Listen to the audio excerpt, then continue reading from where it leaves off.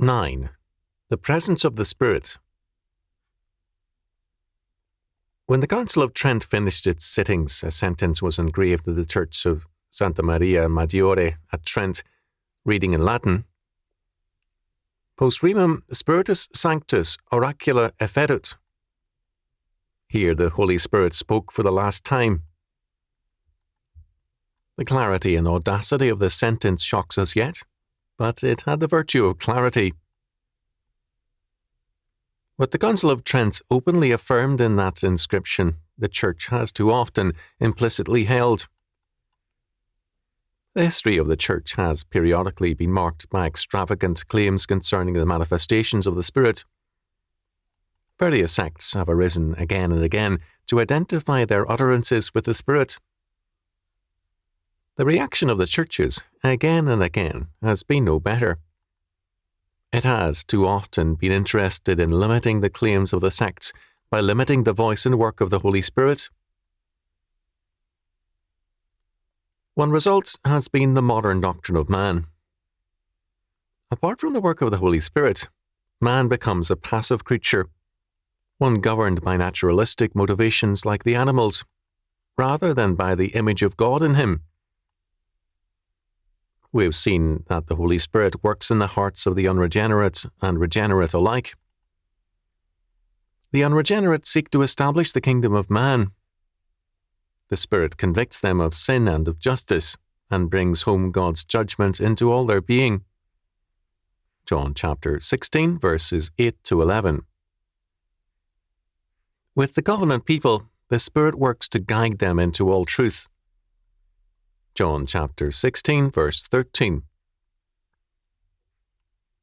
With such a perspective, without the Holy Spirit, man, as Ramuz observed, is left exposed to the universe, which becomes the active agent in his life. Man is no longer called upon to act. He has only to let himself be acted upon. Meanwhile, however, he feels himself becoming smaller and smaller, precisely because of his own passivity. Man then lives in an empty world, and he suffers from emptiness, because God no longer fills the world. Man never has what he wants, because what he wants is everything. It was only in God that he could have everything. When the world is emptied of God, then usefulness to society replaces usefulness to God's kingdom, and this calls for the radical and total transformation of society. Man no longer knows what he is, so he seeks to possess. The result is communistic, a logically atheistic faith. Society replaces God. You must have faith in society as you had faith in God. To empty the world of God is a deadly and dangerous idea. Now, traditional orthodoxy will deny that it has emptied the world of God, or that it has limited or silenced the Spirit. Technically, such answers are correct. Practically, the Spirit has been so circumscribed and so limited to official church channels that for the people, the Spirit is remote. Earlier eras saw the triune God at work in storms, droughts, and the like, and rightly so. They recognized that God is not remote, but closer to us than we are to ourselves.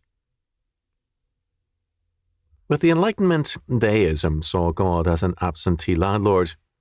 He created the world, and it now operates in terms of its built-in laws and clockwork. The classic examples of the adoption of these deadly premises into Christianity are to be found in the works of Butler and Paley, whose influence is with us still. The result was that the form of Christianity remained, but its power was diminished or negated. 2 Timothy chapter 3, verse 5. Thus, without agreeing with all that the charismatic movement holds, we need to welcome it with certain dissents. The Holy Spirit has not spoken for the last time, nor is his work limited to ordination services and ecclesiastical functions. He is at work with the godly and the ungodly. He is the very present power work, and person of God. At every moment, it is God the Spirit with whom we have to deal. Our relationship to Him is closer and more thorough than with our husband, wife, children, parents, or friends. Our relationship to the Holy Spirit, unlike any other we have, is total. This is true of the regenerate and the unregenerate alike. Perhaps we need to say that the charismatics have not gone far enough. We cannot limit the Spirit's presence and power to certain meetings, moments, and events. Our Lord, in John chapter 14, verses 15 to 21, declares, "If ye love me, keep my commandments. And I will pray the Father, and he shall give you another Comforter, that he may abide with you forever. Even the Spirit of truth, whom the world cannot receive, because it seeth him not, neither knoweth him. But ye know him, for he dwelleth with you, and shall be in you. I will not leave you comfortless, I will come to you. Yet a little while, and the world seeth me no more. But ye see me, because I live, ye shall live also. At that day ye shall know that I am in my Father, and ye in me, and I in you. He that hath my commandments, and keepeth them, he it is that loveth me, and he that loveth me shall be loved of my Father, and I will love him, and will manifest myself to him." Our Lord says, first, "If ye love me, you will keep my commandments." Faith, love, and obedience are inseparable. To love the Lord is to obey him. Second, the Comforter or Advocate, the Holy Spirit, becomes the very present life and strength of all who love and obey the Lord. In view of Matthew chapter 5, verses 17 to 20, and Luke chapter 16, verse 17, it is only perversely to deny that the whole of God's law word is meant by commandments. The word commandments is the Greek word entole, which is used repeatedly in the Septuagint for God's law, for the commandments of the Lord, as in Deuteronomy chapter 4, verse 10.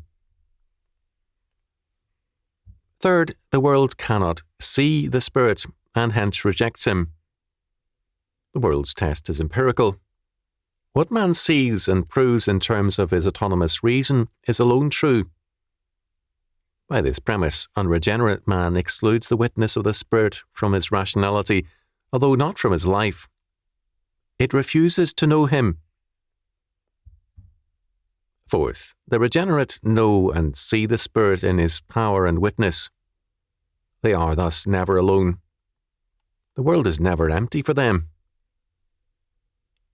The deadly effect of the modern world and life view has been to empty the world of God, and also of all life and meaning beyond man. The result is the terror and dread of existentialism, and the flight into fantasy and imagination, drugs, sexual experientialism, and anything man can conceive of as an answer to the void. No theology can do justice to the faith which limits or silences the Spirit. All such theologies smell of dust and death. Fifth, Christ declares to his disciples that he will return to them in the resurrection soon to follow his death, after his ascension in the Spirit's presence, and finally, in his coming again. They are never alone. Every step of history comes from the hand of God and accomplishes his purpose. Sixth, to love and obey Christ means that we are loved by God the Father and God the Son. This means that we are surrounded by the love and presence of the triune God. For the ungodly, the world is empty, and its essential fact is death, the consequence of sin. For the regenerate, the essential fact is that we live and move and have our being in the totally personal triune God.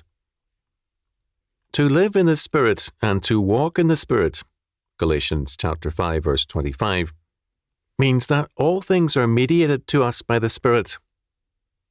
The Spirit is inseparable from God the Father and God the Son, and the Holy Spirit is inseparable from the Word of God, from Scripture.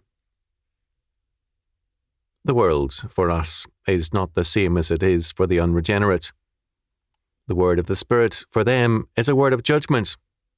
For us, it is a word of grace and His abiding presence and power.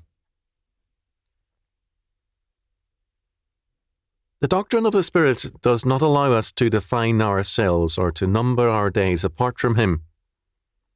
To define ourselves as poor men, when we have a chest full of gold, is to lie. To define ourselves as alone or impotent in the face of an angry and evil world is to deny the indwelling of the Spirit. To have God the Spirit with and in us, and as our comforter and advocate before God and man, is to be indeed a child of the King, and very rich and strong. It means too that, for us, the Spirit has not spoken for the last time. We know better.